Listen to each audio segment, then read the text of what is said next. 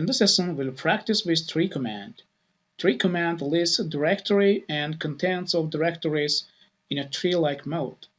As you can see, I did split my window with two terminals to show you comparisons about tree command. Type in tree command in the left side of terminal. As you can see, directories and subdirectories listed in a tree mode. This is directory, this is file, those are directories, this is a file, directories, files, parent directory and subdirectories, and directory.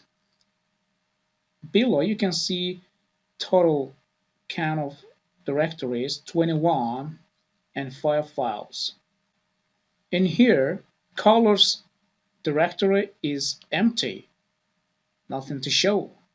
But parent desktop directory has desktop 1, desktop 1 has desktop 2, desktop 2 has desktop 3, desktop 3 has desktop 4, and desktop 4 has desktop 5. That's it. These directories are inside of each others. It's the same tree mode view with test folders directory. Test file 1, 2, 3. Those files are not directory.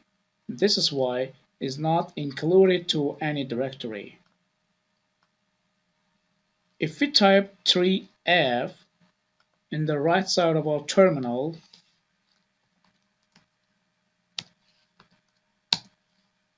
it will list us full path of directories. Desktop, desktop 1, desktop 1, desktop 2, desktop 1, 2, 3, 1, 2, 3, 4, and 1, 2, 3, 4, 5. So it means full path, the same as test folders. In other words, tree command makes stairs weird as well. Looks like stairs. 3-A command prints all files except hidden ones.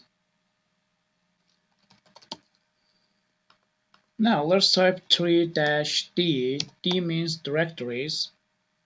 3-D will list only directories. As you can see, all of these are directories. The files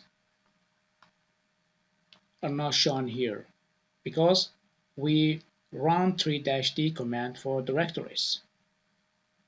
If we type 3-P, it will list the files and directories with permissions. At the beginning, D is directory,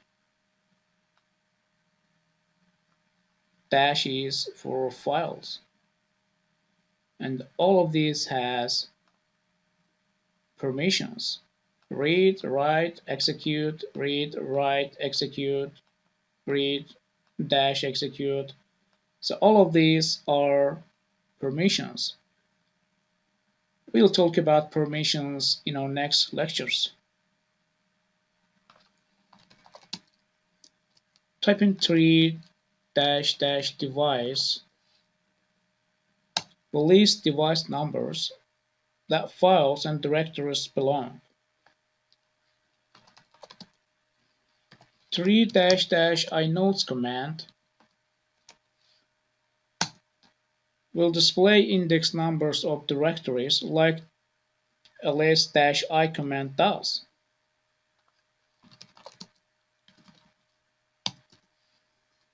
As you can see, the same result.